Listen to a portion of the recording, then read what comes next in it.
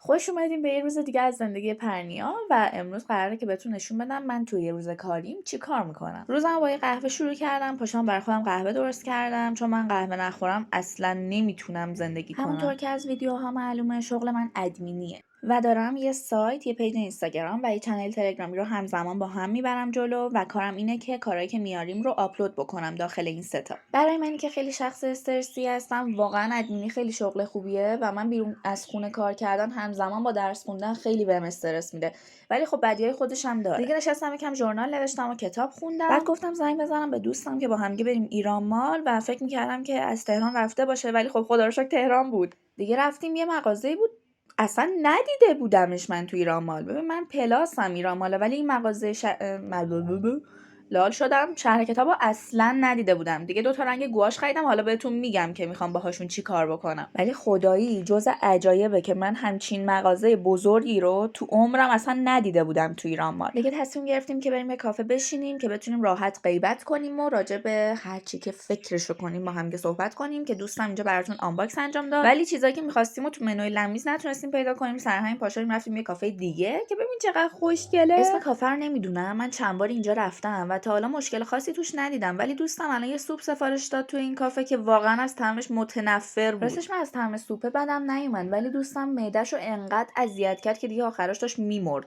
اینم همون سوپ معروف، ولی خب من بدم نیومد، بد نبود. من از این آدمام که اصلا پول تو کارتم نمیمونه و باید یه جوری خرجش بکنم. دیگه اومدم یه بوم خریدم، بعد رفتم نیم کیلو قهوه خریدم، شیر و شیر کاکائو و اینا خریدم، اومدم خونه و آنباکس دوباره. اون وسط هم رفتم یه فروشگاه به اسم بوک پلاس و خودکار و دفتر می‌خواستم برای جزوه دانشگاهم که دیگه خریدم و اومدم به شما نشون بدم که چیا خریدم. ببین چقدر خوشگله خدایی. این بومی هم که خریدم بهتون نشون میدم که میخوام باهاش چیکار بکنم. این دو تا بوک مارکو بهم اشانتیون دادن و این قهوه هم رو هم دیگه شد 800 و خورده ای هزار تومان. تا ویدیوی بعدی خدافظ.